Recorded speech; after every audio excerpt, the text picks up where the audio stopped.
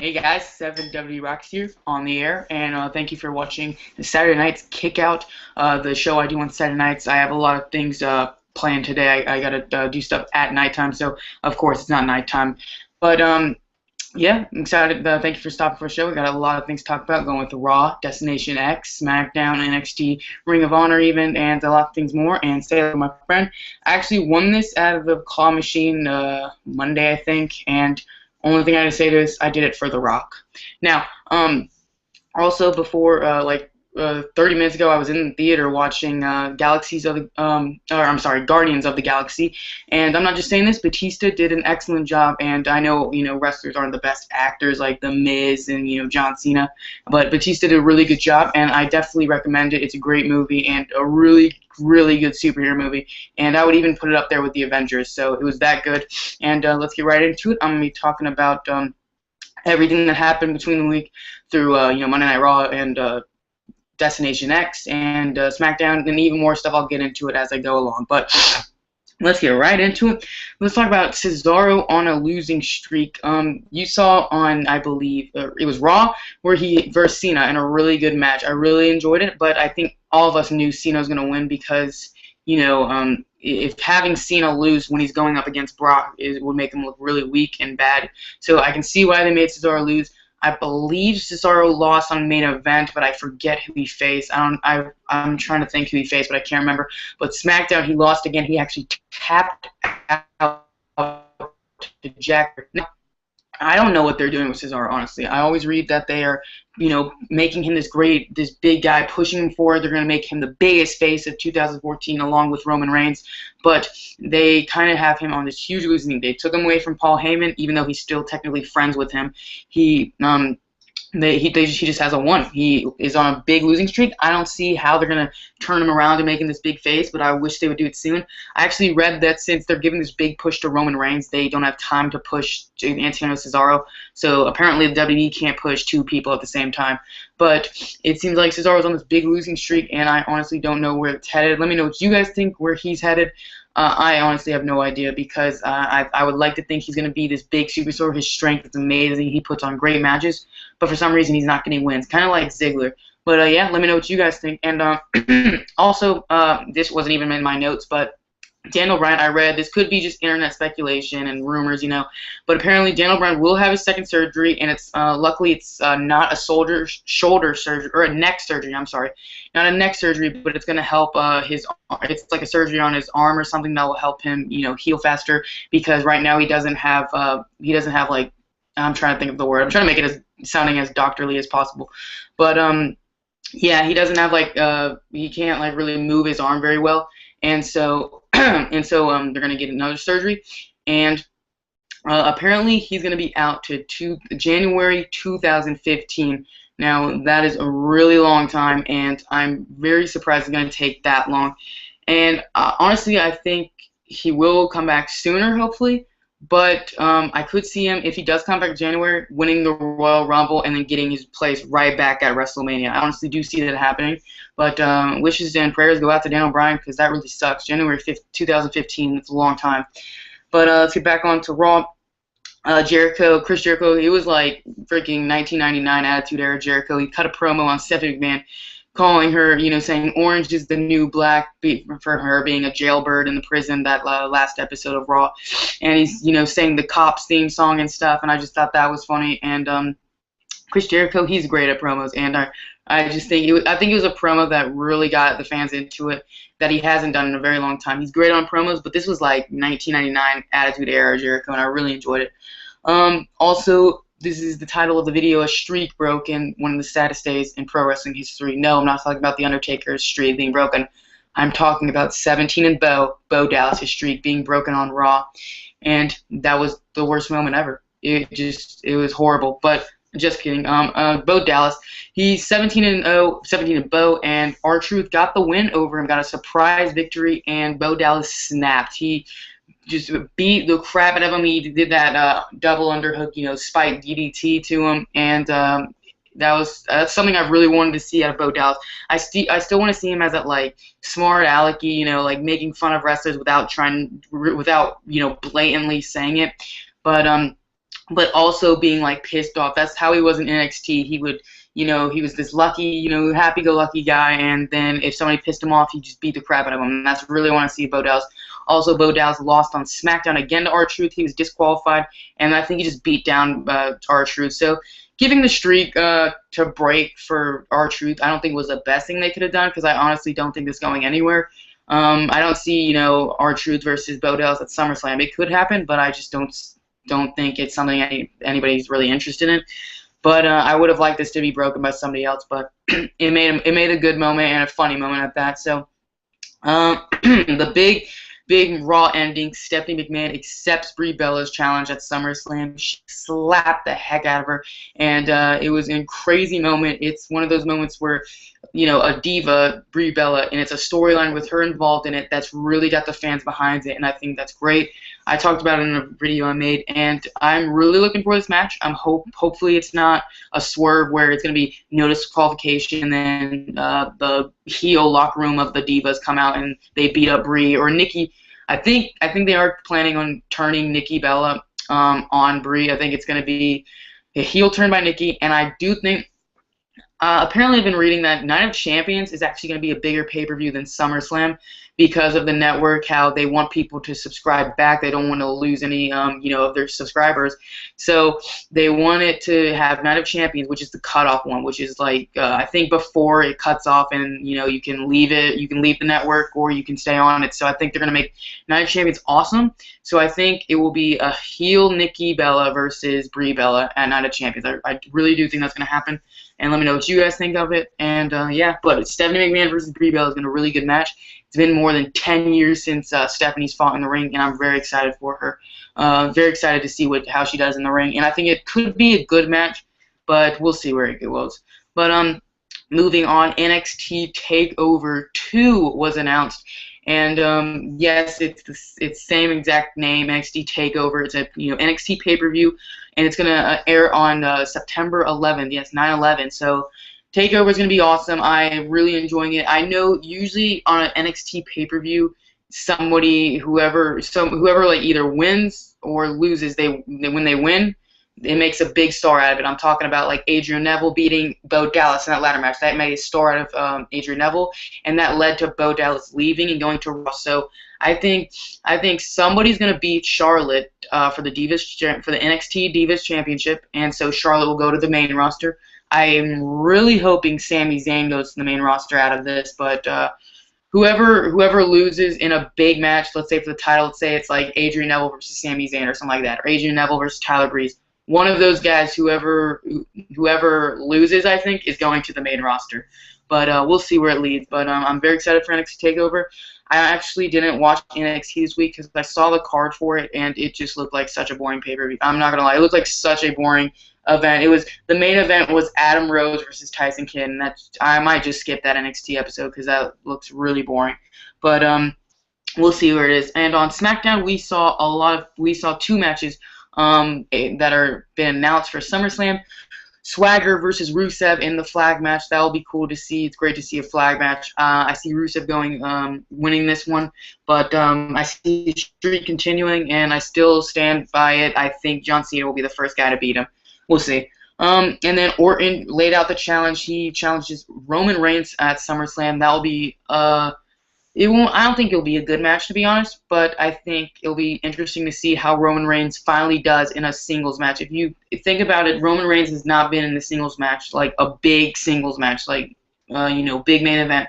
He's been in that four-way. He's been with the Shield in multiple main events at pay-per-views, but he's never versed a guy, and I think he has a limited moveset, to be honest. I think he is the next John Cena. He, in tag team matches, he gets the hot tag, and he just runs in. He just beats up everybody. He hits the big clothesline, the big Superman punch, the spear, and it's over. So I'm looking forward to see how he versus Randy Orton in this pretty much first ever big one-on-one pay-per-view match. So we'll see where that goes, but I'm very excited for that. Also on SmackDown, Paige, she shoved AJ Lee off the SmackDown set. It didn't look like the biggest bump a diva has taken, but it was a I don't know, good drop, I guess. She shoved her, and AJ Lee, fell off the set and landed on her feet, but, on the ground. She was, rolling after that. So it didn't look like the biggest thing. I hope Paige really does show how she's this big anti-heel and stuff, and she's or not anti-heel, I'm sorry, anti-diva, and shows this like a real heel, you know. And I just think like they played it out how Paige shoved her off the set and then said when the doctors and trainers were coming by to help AJ, you could hear Paige screaming, "That's my friend, don't touch her," or something like that. So they're still playing the storyline where Paige is trying to be AJ's friend, I guess. But I'm interested to see where it goes. But I really want to see like Paige just freak out and just beat the crap out of AJ in like a crazy way to really have like some heat on this rivalry. But we'll see where it goes. But yeah, that's the V talk. Now let's transition over to TNA Impact. I'm not going to talk about the Spike TV deal right now. I'm going to talk about it later. But Destination X was this Thursday or last Thursday, I'm sorry, and it was really fun. I enjoyed it immensely, and I think it was entertaining, fast-paced. I'm going to talk about each match because really there wasn't many matches. They were very fast-paced. So my friend WTNA1152, go check out his channel. He actually like added up the time here and there. Like, you know, it's kind of off by commercials and stuff, but it was apparently 34 minutes of wrestling on a 2-hour show. So the matches were good, don't get me wrong, but they were really fast-paced, and it would seem like they were just going through one after the other. But I don't know if those numbers are right, but he did add them up, so about 34 minutes. But yeah, let's get into Impact. I'm probably gonna go over each match because there wasn't many matches. So let's talk about Woods versus the Hardys. Oh, I also have a question from L Giant 37303. Thanks for asking that question yesterday. He said, Destination X, was it best show of the year for TNA? And I'm gonna say I don't know, because honestly I've seen a lot of, you know, I saw every TNA show this year, and I honestly can't pick it saying it was the best one because I'm sure there have been better ones, but it was a good one. And I think stay with me on this, but I think, you know, Spike TV, they dropped TNA. They finally announced that they are not going to re-sign with them, but negotiations are still going. But they said as of now they're not going to sign. They're not going to sign back to a deal, but something could work out. But I think, as stupid as this sounds, the best possible way Spike TV dropping them, the best week that I'm trying to say this without sounding like an idiot. So Spike TV drops them, right, and they have an incoming Impact. I think it's actually a very good, like, I don't know. I'm trying to think of the words. Let me think. I'm sorry, I keep messing up, but I think it was really the best show that they could have been dropped on. You know, it was Spike TV drops them, so we carry on to a next Impact. So you want that Impact to be good because people are saying, you know, Spike TV dropped them, and then you watch the very next Impact and it's awful. It's like, well, Spike TV should have dropped them. But I think this was the best Impact that they could have, that was aired before they dropped them, right? I'm stuttering so bad. I'm really sorry, but I honestly have no idea what I'm saying. You know, I'm trying to sound like smart, but I'm sounding horribly right here. But it was like, you know, Spike TV drops in the next Impact. It needs to be good. It really needs to be good. And so this was probably the best Impact to have for it to show that, you know, Spike was wrong, if that makes sense. That this was the best Impact saying, you know, Spike's wrong. They shouldn't have dropped them. They shouldn't, you know, not sign with them. They should sign with them. And I think this was the best Impact to do it on. And I think, no, I'm not going to say it was best show, but it was very good. It was very good. So let's talk about each match. Sorry for the stuttering. I'm like pretty nervous. So that was, yeah, I'm sorry about that. Let's get right into the matches. Woods versus Hardys to start the show. Excellent match. I really loved it. I think if I had one like critique to really say is when the bell rang, they just went right at it. They locked up and they just started fighting. I think when the bell rang, they should have let the TNA fans soak in the match and like start chanting for their favorite tag teams. Really let the fans in the live arena soak in the match and just say, wow, I can't believe I'm watching the Wolves versus the Hardys. I think that was the only thing they should have done. I think it was too fast-paced, but it was a great match, and it had so many false finishes, and I really enjoyed it, and I'm glad Matt Hardy's back in TNA. Moving on, DJZ versus Loki versus Manic. This was a good match. I feel like in all three matches, there was at least somebody you kind of forgot was in it. For this match, it was DJZ. I think, you know, he's a great competitor. He's a great X-Division star. But I think this match was basically Loki versus Manic. Loki got the win, and I'm very excited for that. Brian Cage versus Sonata versus Crazy Steve. Again, it seemed like Crazy Steve was the guy that kind of wasn't really anyone cared about. But I do like Crazy Steve's character, but it just seemed like Sonata and Brian Cage were the main guys people are talking about. Brian Cage did an awesome job. I think he was great. I think they booked this match wrong. I don't think Brian Cage should have been in this. I honestly can't buy Brian Cage losing to Sonata and Crazy Steve, even though it's a triple threat. It's not a handicap match. I can't buy that. I think for the next match, all right, next match was Joe versus Homicide versus Tigre Uno. I think they should have taken out Tigre Uno and put Brian Cage in his place and put Tigre Uno in that other match, because I wanted to see Brian Cage and Joe square off, but I think Brian Cage versus Sonata versus Crazy Steve, I don't buy Brian Cage winning or losing. So, yeah, but Brian Cage did a great job. I really hope he does get a contract for Impact. We'll see where he goes, but it was a good match and very fast-paced. My friend, again, WB TNA1152, he said it was like 3 minutes or something like that. So it was very fastly paced match. But Joe versus Homicide versus T-Rain, it was good, and Joe got the win, so it's going to be Joe versus Loki versus Sonata. And I do know who wins, so I'm not going to tell you guys, but I'm really looking forward to it. And a new X Division champion will be crowned, and that's going to be awesome. So, and then Team Bully versus Team EC3 is next week. And it's like an 8-man. I think Bully Ray said it in like the weirdest way. He, instead of just saying an 8-man Extreme Rules match or an 8-man hardcore match, he said like 8-man Extreme Rules hardcore war death match, and he said like all these random adjectives and stuff, and I just thought it was kind of funny. But basically, you can do anything. You can like pull out a gun and shoot your opponent, apparently. No, not really. But it seems like you can just do anything. It's going to be this crazy match, and it's 4 against 4. So you got Team 3D, which is 2, and then Tommy Dreamer. I'm wondering who they're going to pick for their 4th guy. And then I'm guessing it's going to be EC3, Rhino, Snitsky, and Ezekiel Jackson on one side. And I'm sure Rockstar Spud will get involved, so I don't even think it matters that it's not a 5-man thing. But 4 guys, I'm wondering who Bully picks as their final guy. I really want, maybe it's like some hardcore guy that comes back. That'd be cool. But I'm looking forward to the match, and it's going to be crazy. And also, Bram is versus Abyss in a Monsters Ball match next week, and that'll be good. I'm not really loving Bram. I'm surprised that TNA even signed him to this big deal. Apparently, they signed him like to a new contract where he's like a multi-year deal, and I don't really see the big deal about him. I think he's kind of just a generic guy that just screams at everything like a heel. I think he's just a generic heel. He can prove me wrong in this match. We'll see what happens. But moving on to the main event of Destination X, Austin Aries versus Bobby Lashley was awesome. It was really good, fast-paced too.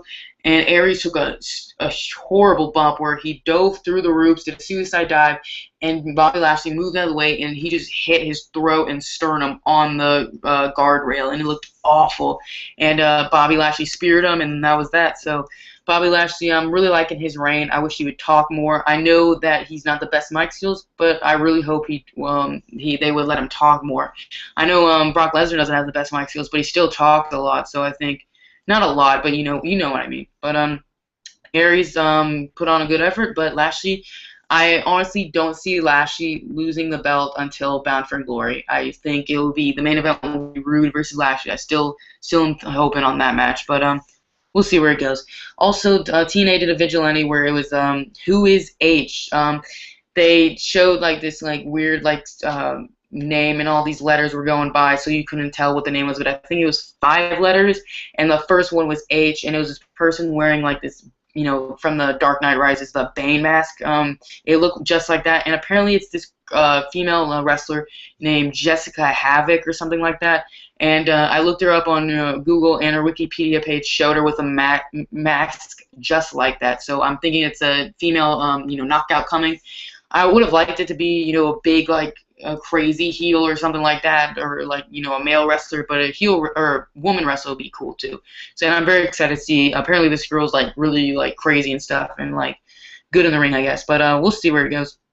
And TNA, they ruined their own show apparently. At the end of Spike, or at the end of the TNA Destination X pay-per-view, they showed a video of in hashtag It Happens, and it was Dixie Carter. They showed her being in the in the corner. Bully had her up in a powerbomb position on top of the turnbuckle, and there's a table in the middle of the ring, and they did the audio for it. They like cut it off right before he was about to jump, and they just showed the audio. Played the audio of it, and Mike Tenay's going crazy, and the fans are going crazy. So looks like it. Dixie Carter is going through a table. I honestly don't get the point of spoiling your own show. I think they should have just played it out as Team Bully versus Team EC3. It's the end of the war. It is the final battle. It's the final time. And Bully, vows Dixie's going through a table. I don't think they needed to show it to get people watching. And I know it's been spoiled, and people bring up the point, well, it's been spoiled already. But I think it's stupid that you have to show at the end of the show what's probably going to happen at the very end of the next week's show. It's probably going to be the final minutes of the next show. So we'll see. But Destination Next was good. It's very entertaining, very fast-paced, and I really enjoyed it, and I recommend it easily. It was a really good pay-per-view, and it was a lot of fun. But yeah, so Spike TV, I don't get why Impact did that, but it is what it is. They want to get viewers.